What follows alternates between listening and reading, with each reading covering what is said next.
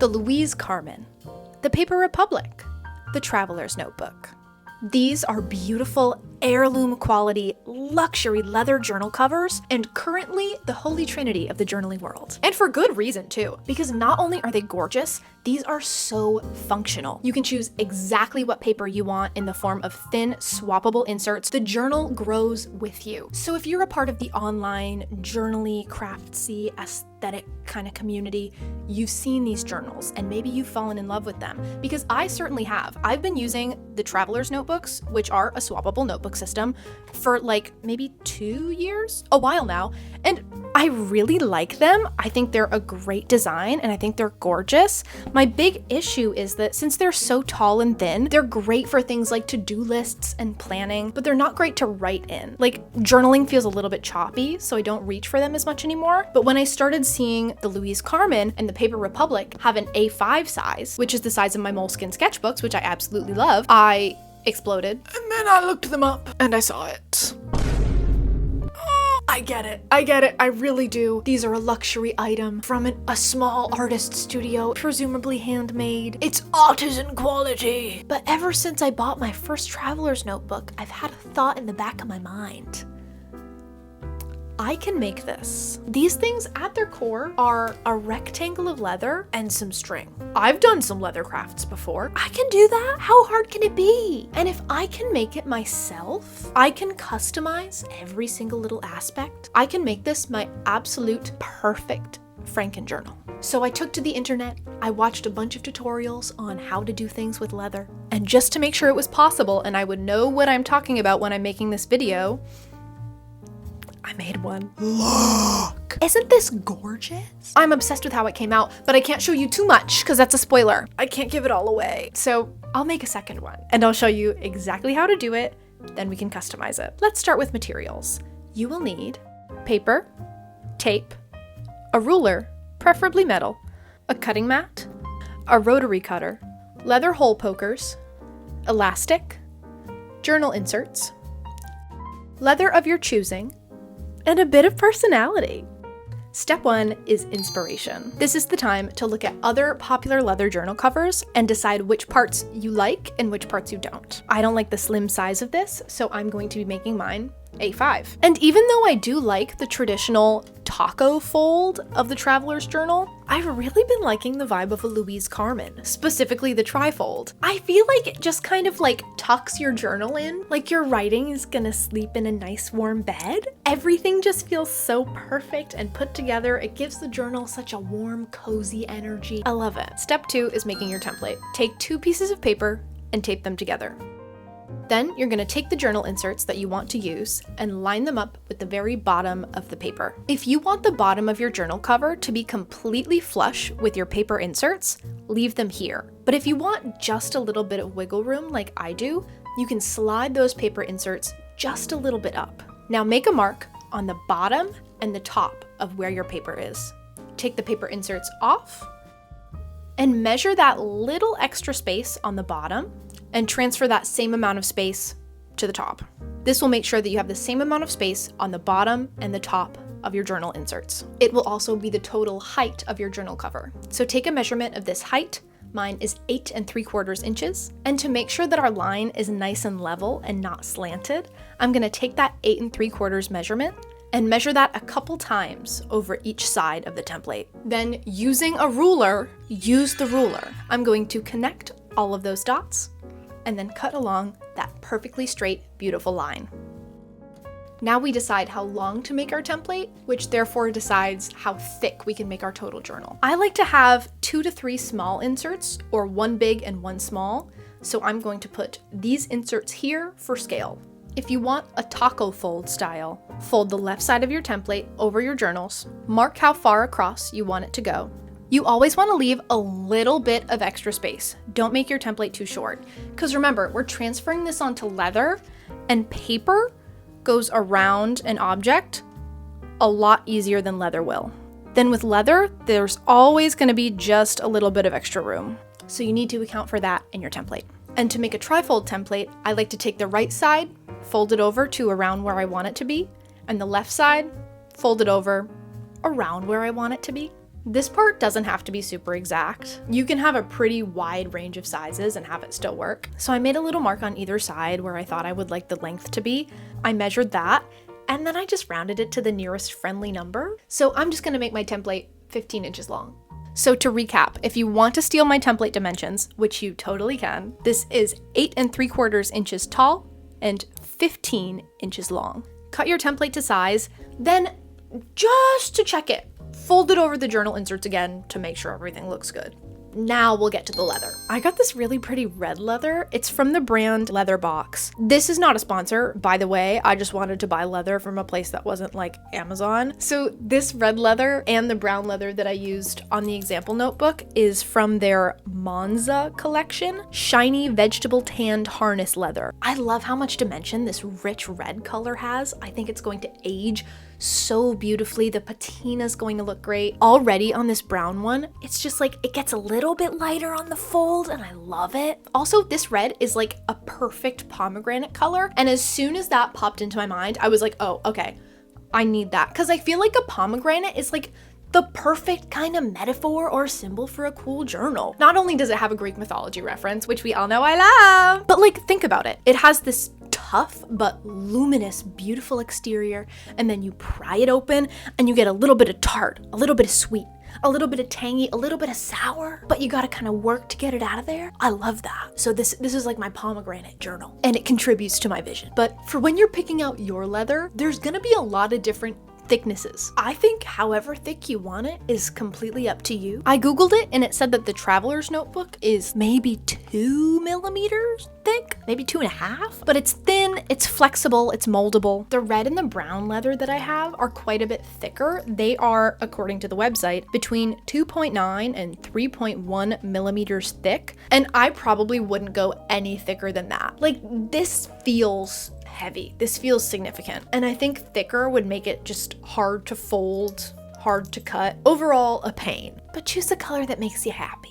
And let's get to transferring this template. Lay your leather down and line up your template with the bottom left-hand corner of your leather. This makes sure that at least one angle is a perfect right angle and both of those sides are perfectly straight. Now, using the ruler again, you are going to trace the template onto the leather. Now, when you trace your template, if you look at your leather and you have some excess on the sides, I would highly recommend doing some practice cuts before you actually cut out your template. So let me show you how I was taught to cut leather, how to do it safely and make it look good. Because the first time you cut leather, you don't want it to be on something that you want to turn out beautiful. You want it to be a scrap. You're gonna be using your rotary cutter to cut the leather. I just wanna warn you, this is really sharp. The rotary cutter is sharper than you think. You need to use a cutting mat to protect the surface you're working on, and please be careful of your fingers. Be careful of your hands, your toes, your hair. Use it at your own risk. If you get hurt, don't tell me. It's not my fault. I don't like blood. Anyway, take your ruler and draw a nice straight line. I like to leave my ruler right on the leather when I cut to make sure that I am going in that perfectly straight line. Hold the rotary cutter straight up and down. Don't tilt it left to right. Tilting it is going to cause an angled cut, but you want this cut to be perfectly straight up and down. And if you can lean over your table a little bit, go for it. Leather takes a bit of pressure to cut through since it's thick and tough, so it's better to add a little too much pressure and make the cut super smooth than not quite enough pressure and not cut through the leather all the way. So lean in, press down, and make a slow, controlled, straight cut along your ruler. And that's how you cut leather. Give this a couple more tries and then cut out your beautiful leather rectangle. Check that out. It's looking like a journal cover already. Now take your leather rectangle and fold it over the inserts just to make sure you like it. If it's a little too long or the edges are a little bit jagged, you can fix it. You can cut them a little shorter.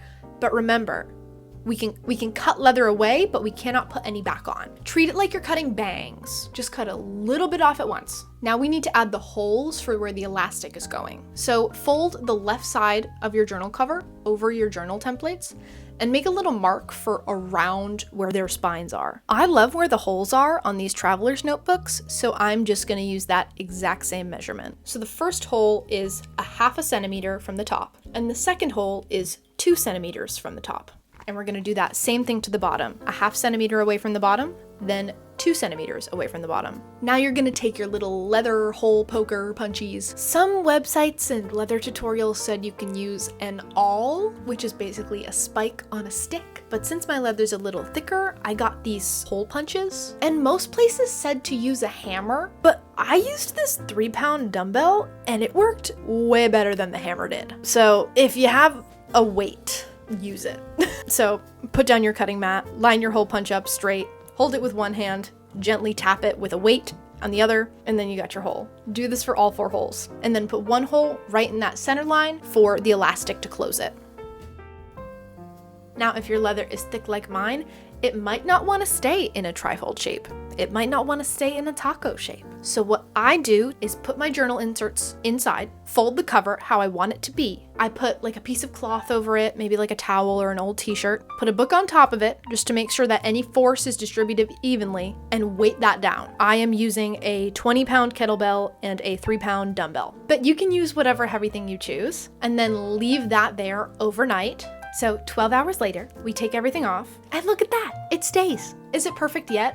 No, but that's the method that I used for this, and it worked great. Also, it's gonna be folded for like most of its lifespan. It will slowly conform to that shape. Now we can do step 4, which is adding the finishing touches. The first of which is elastic. Choose your elastic color. My elastics are from Michaels. There's black elastic in the jewelry aisle, but if you want colored elastic, that's in the kids crafts aisle. But I really like how this dark purple looks with the red leather. Cut off like a long piece of elastic. Open up your journal to the inside.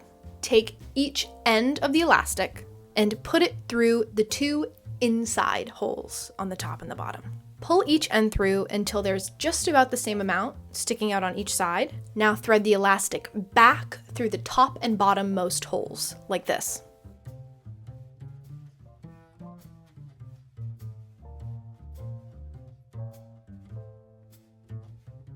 Pull the elastic so it's fairly taut. You want the elastic to be pulled enough that you can kind of strum at it a little bit. It has to be able to hold your paper in place, but you don't want it to be so tight that like you can't shove a notebook in. Just kind of feel out that Goldilocks level of tension and then tie your elastic in a knot. Then cut off the excess. Now for your closure elastic, this is the fun one. It's going to go through this center hole. Cut off another slightly too long piece of elastic and put one side of the elastic through the journal cover, starting from the inside. On the side of the elastic that's sticking out, that's where you're gonna get to put your charms. This is my favorite part. I got a ton of these charms from the Joann's closing sale, which is really sad, but I got a really good deal on them. But I think I wanna use these 2 gold charms on this red journal. I have 2 silver charms that like correlate to it on my brown journal. So I feel like doing similar on each one will look really good. This stone in this one is a rose quartz, and then this gold charm is a locket. Isn't that cute?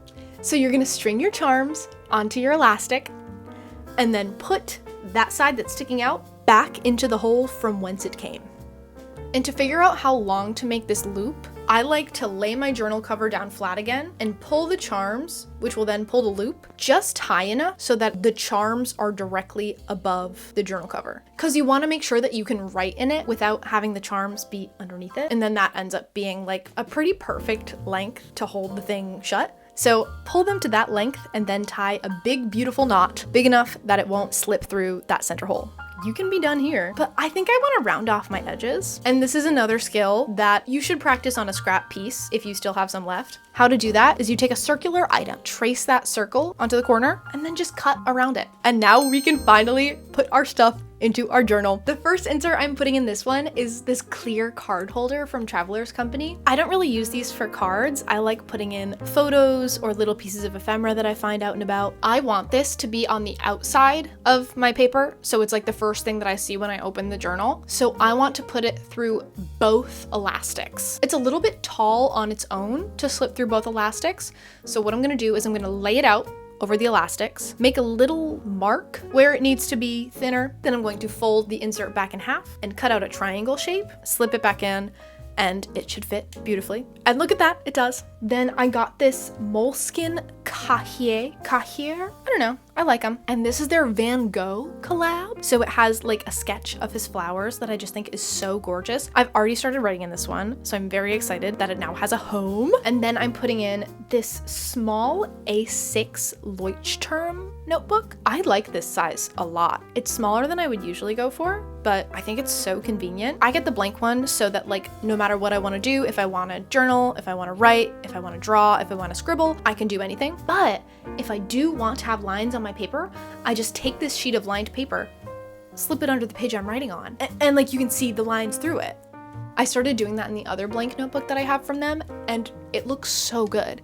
It looks like I can just naturally write in perfectly straight lines. I mean, I'm not bad at writing on blank paper, but I'm not that good. And now obviously I need to decorate it. I think while I'm using this journal, I'm gonna keep decorating it, putting more things in there, personalizing it as I go, which I feel like is kind of part of the fun. Like your journal can change and grow with you because you can swap out all the stuff inside. But I drew this pomegranate and I blacked out the background, and I think this would look so good in the center compartment. And then for the area on top and below, I just grabbed some like Polaroids. I love the idea of putting a photo of yourself on your journal so you can see like, you know, who you were when you started the journal and then like see how much you change over time. So I put this kind of like dark artsy photo of myself that I took. I wanted to stick with like the black, red, maroon tones. So I just got, this is a photo that I took at an Adrian Lenker concert, and it was a really good concert. And when I see the photo, it makes me think of that. So I put that there. But I think I'm gonna start actively scouting more photos to put in here. When I'm decorating my journals, I like to try to use ephemera that I found, drawings that I did, or photos that I took. Just cause like I could just take stuff from Pinterest. It would be easy, but it feels so much more special to have the stuff that I decorate my journal with be from me. So I would love a photo of like lipstick on the rim of a wine glass, a big bowl of cherries, people cheersing a bunch of red wine glasses, just more photos that kind of keep this color scheme, which I'm gonna have a lot of fun with. And then on the front of that black Leuchtturm, I like putting just one focal sticker. I'm going with this cute little orange one of a fox holding flowers. And with that, my journal is complete. I am so obsessed with how it turned out. I think it is absolutely beautiful. Maybe save this video to a playlist to make sure you don't lose it. And thank you so much for watching. Give the channel a little bit of a subscribe if you'd like. But thank you for hanging out in my little crafty world. I had a blast. I hope you did too, and I will see you next time.